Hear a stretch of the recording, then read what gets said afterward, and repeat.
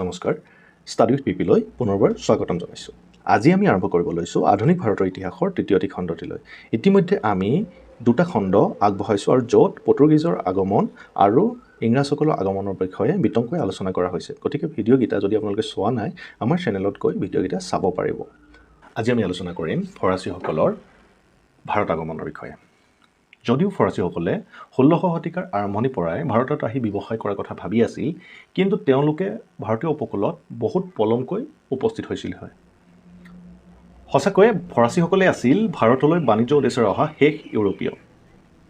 চতুৰ্দশ লুইৰ ৰাজত্বত কালত ৰজাৰ বিখ্যাত মন্ত্ৰী কলবাৰ্টে 1664 চনত কোম্পানী ডেছ ইণ্ডিজ অৰিয়েণ্টেলছ নামৰ এটা কোম্পানীৰ ভেটি স্থাপন কৰিছিল। ইয়াক চমুকৈ ফ্ৰেঞ্চ ইষ্ট ইণ্ডিয়া কোম্পানী নামেৰেও জনা যায়।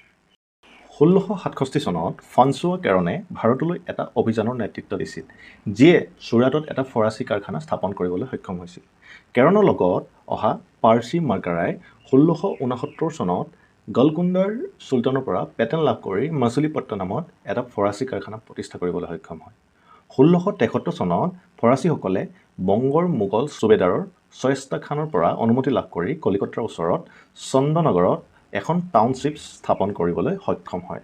তাৰ পাছত 1673 চনতে বলিকুণ্ডাপুৰমৰ বিজাপুৰ চুলতানৰ অধীনত আছিল বলিকুণ্ডাপুৰম। তাৰ গভৰ্ণৰ শ্বেৰ খান লোদীয়ে মাছুলিপট্টনমত কাৰখানাৰ পৰিচালক ফ্ৰান্সোৱা মাৰ্টিনক বসতি স্থাপনৰ বাবে ঠাই প্ৰদান কৰে। 1674 চনত পণ্ডিচেৰী প্ৰতিষ্ঠা কৰা হয়। একে বছৰতে কেৰনৰ ঠাইত ফ্ৰান্সোৱা মাৰ্টিনে ফ্ৰান্সৰ গভৰ্ণৰ হিচাপে কাৰ্যনিৰ্বাহ কৰে। ফ্ৰান্সৰ কোম্পানীটোৱে ভাৰতৰ অন্যান্য অঞ্চলতো বিশেষকৈ উপকূলীয় অঞ্চলত নিজৰ কাৰখানা স্থাপন কৰিছিল। মাহে, কৰৈকাল, বালাচুৰ আৰু কাছিম বজাৰ আছিল ফৰাচী ইষ্ট ইণ্ডিয়া কোম্পানীৰ কেইটামান গুৰুত্বপূৰ্ণ ব্যৱসায়িক কেন্দ্ৰ।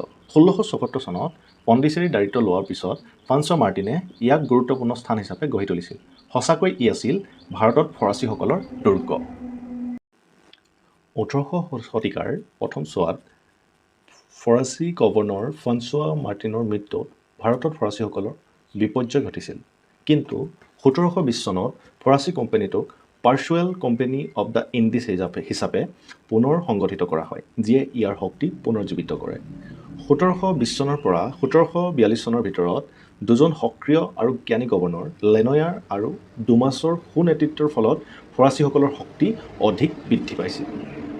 এয়া আছিল ফৰাচীসকলৰ ভাৰতত আহি তেওঁলোকৰ উত্থানৰ বিষয়ে। আৰু এতিয়া আমি আলোচনা কৰিম ইংৰাজ আৰু ফৰাচীসকলৰ মাজত বৃদ্ধি পোৱা সংঘাতৰ বিষয়ে। যদিও ব্ৰিটিছ আৰু ফৰাচীসকল প্ৰথমে ব্যৱসায়ৰ উদ্দেশ্যেই ভাৰতলৈ আহিছিল, তথাপিও শেষত ভাৰতত ৰাজনৈতিক প্ৰভাৱ বিস্তাৰ কৰিবলৈ তেওঁলোকে বিচাৰিছিল। কাৰণ তেওঁলোকে ভাৰতত ব্যৱসায় কৰি যদিও বহুত পৰিমাণে লাভালাভ কৰিবলৈ সক্ষম হৈছিল, কিন্তু তেওঁলোকে লাহে লাহে বুজি উঠিছিল যে ইয়াতকৈও বেছি তেওঁলোকে লাভালাভ কৰিব পাৰিব যদি ইয়াৰ ৰাজনৈতিক হস্তক্ষেপ তেওঁলোকে কৰিব পাৰে। আৰু তেওঁলোকে এইদৰে ভবাৰ মূল কাৰণসমূহ আছিল 18শ শতিকাৰ মাজভাগলৈ যি মোগল সাম্ৰাজ্য আছিল, মোগল সাম্ৰাজ্য লাহে লাহে দুৰ্বল হৈ আহিছিল। লগে লগে দক্ষিণৰ ফালে নিজামৰো অৱস্থা লাহে লাহে দুৰ্বল হৈ গৈছিল। আৰু বাকী যি ডেকানত আৰু দক্ষিণে কৰমণ্ডল উপকূলতো ইয়াৰ ৰজাসকলৰ অৱস্থা লাহে লাহে দুৰ্বল হৈ আহিছিল। আৰু ইয়াৰে সুযোগ লৈ ব্ৰিটিছ আৰু ফৰাচীসকলে তেওঁলোকৰ ৰাজনৈতিকভাৱে প্ৰভাৱ বিস্তাৰ কৰিব বিচাৰিছিল। আৰু তাৰ মাজত দুটা মেইন ফৈদ আছিল, এটা হ'ল ব্ৰিটিছ আৰু এটা হ'ল ফৰাচী। আৰু সেইকাৰণে তেওঁলোকৰ মাজত কোন বেছি চুপ্ৰিম হ'ব পাৰে তাৰ কাৰণে যুদ্ধ আৰম্ভ হৈছিল। আৰু ফ্ৰান্স আৰু ব্ৰিটিছৰ মাজত হোৱা যুদ্ধৰ ভিতৰত তিনিখন আছিল মেইন যুদ্ধ: ফাৰ্ষ্ট কাৰ্নেটিক ৱাৰ, ছেকেণ্ড কাৰ্নেটিক ৱাৰ আৰু থাৰ্ড কাৰ্নেটিক ৱাৰ। এতিয়া আমি আৰম্ভ কৰিব লৈছোঁ প্ৰথম কাৰ্ণাটিক যুদ্ধৰ বিষয়ে।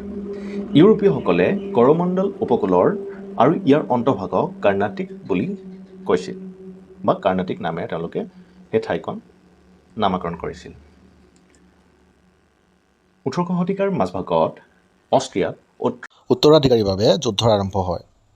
আৰু ব্ৰিটিছসকল আৰু ফ্ৰান্সসকল সেই যুদ্ধত বিপক্ষত থিয় হৈছিল। সেয়েহে ভাৰততো ব্ৰিটিছসকলৰ আৰু ফ্ৰান্সসকলৰ মাজত যুদ্ধ আৰম্ভ হৈছিল। প্ৰথম চোৱাত ফ্ৰান্সসকলে যিহেতু তেওঁলোক ইয়াত দুৰ্বল আছিল, গতিকে তেওঁলোকে ব্ৰিটিছসকলৰ লগত শত্ৰুতা বঢ়াব বিচৰা নাছিল। কিন্তু ইংৰাজৰ নৌসেনাৰ মুৰব্বী বাৰ্নেটৰ অধীনত ইংৰাজ নৌসেনাই ফ্ৰান্সৰ উচতনি দিবলৈকে কিছুমান ফৰাচী জাহাজ জব্দ কৰি লৈছিল আৰু তাতেই ফ্ৰান্সে প্ৰতিশোধ ল'বলৈ 1746 চনত মৰিছাছৰ ফ্ৰান্সৰ গভৰ্ণৰ এডমিৰেল লাৰ বৰ্ডনেছৰ অধীনত মৰিছাছৰ আইল অৱ ফ্ৰান্সৰ পৰা বহৰ সহায়ত মাদ্ৰাছ দখল কৰি লয়। এইদৰে আৰম্ভ হৈ যায় প্ৰথম কৰ্ণাটিক যুদ্ধ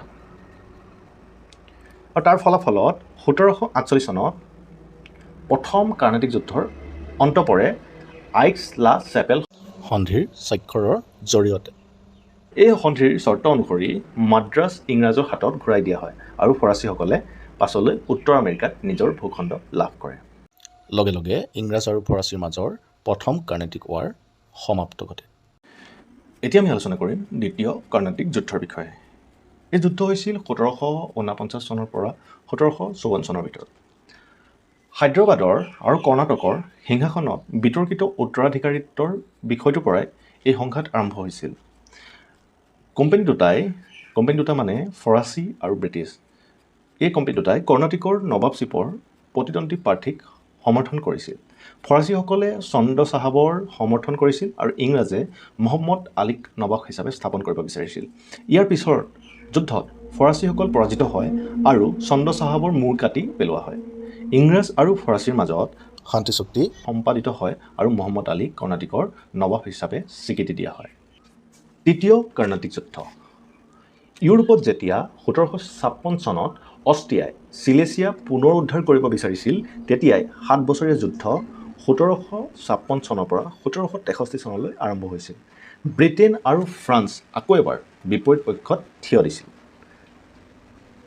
1758 চনত কাউণ্ট লেলিৰ অধীনত ফৰাচী সৈন্যই ইংৰাজী দুৰ্গ ছেণ্ট ডেভিড আৰু বিজয়নগৰম দখল কৰে।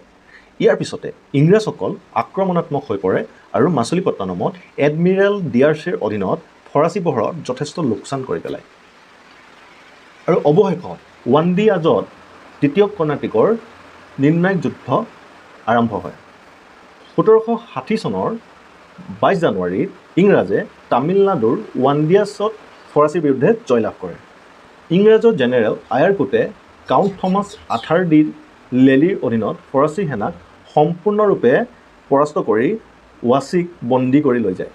দ্বিতীয় কৰ্ণাটিক যুদ্ধৰ অন্ত পৰে যেতিয়া পেৰিছ শান্তি চুক্তি হয় 1763 আৰু এই চুক্তিমতে ফৰাচীসকলক ভাৰতত তেওঁলোকৰ যিবোৰ কাৰখানা আছিল সেইবোৰ ঘূৰাই দিছিল যদিও কিন্তু ফৰাচীসকল ৰাজনৈতিকভাৱে ভাৰতত একেবাৰে দুৰ্বল হৈ পৰিছিল। ইয়াৰ পিছত ফৰাচীসকলে ভাৰতত থকা আন ইউৰোপীয় গোষ্ঠী যেনে পৰ্তুগীজ আৰু ডাচ্চসকলৰ দৰে সৰু সৰু এনক্লেভ আৰু বাণিজ্যৰ মাজতে তেওঁলোক আবদ্ধ হৈ আছিল আৰু ৰাজনৈতিকভাৱে ভাৰতত কোনো প্ৰভাৱ বিস্তাৰ কৰিব পৰা নাছিল। আৰু ইংৰাজে ভাৰত উপমহাদেশৰ সৰ্বোচ্চ শক্তি হিচাপে পৰিগণিত হৈ পৰিছিল। ইতিহাসবিদসকলৰ মতে 1757 চনৰ পলাশী যুদ্ধক ভাৰতলৈ ব্ৰিটিছৰ চূড়ান্ত শাসন কঢ়িয়াই অনা নিৰ্ণায়ক পৰিঘটনা বুলি গণ্য কৰিলেও কিন্তু উপমহাদেশখন নিয়ন্ত্ৰণৰ প্ৰকৃত টাৰ্ণিং পইণ্ট আছিল 1760 চনত ৱাণ্ডিয়াছত ফ্ৰান্স বাহিনীৰ পৰাজয় ঘটনাটো। কিয়নো ৱাণ্ডিয়াছত জয়লাভ কৰাৰ পিছত ইংৰাজ ইষ্ট ইণ্ডিয়া কোম্পানী ভাৰতত কোনো ইউৰোপীয় প্ৰতিদ্বন্দ্বী নোহোৱা হৈ গৈছে। মানে আজিলৈ ভিডিঅ'টো ইমানেই আছিল। যদি ভিডিঅ'টো আপোনালোকে ভাল পাইছে তেন্তে ভিডিঅ'টো লাইক, শ্বেয়াৰ আৰু কমেণ্ট কৰিবলৈ নিশ্চয় নাপাহৰিব আৰু ভিডিঅ'টো প্লিজ ছাবস্ক্ৰাইব কৰি ল'ব যাতে আমি ৰেগুলাৰলি ভিডিঅ' দি আছোঁ, যাতে আপোনালোকে আমাৰ ভিডিঅ'বোৰ মিছ নকৰে। তাৰ বাবে আপোনালোকে চেনেলটো ছাবস্ক্ৰাইব কৰি ল'ব আৰু আপোনালোকক উপকৃত হ'ব বুলি আমি যথেষ্ট আশা ৰাখিছোঁ। লগতে আপোনালোকৰ বন্ধু বান্ধৱীৰ লগত আমাৰ চেনেলৰ লিংকটো বা আমাৰ ভিডিঅ'সমূহ আপোনালোকে শ্বেয়াৰ কৰি দিব। ধন্যবাদ।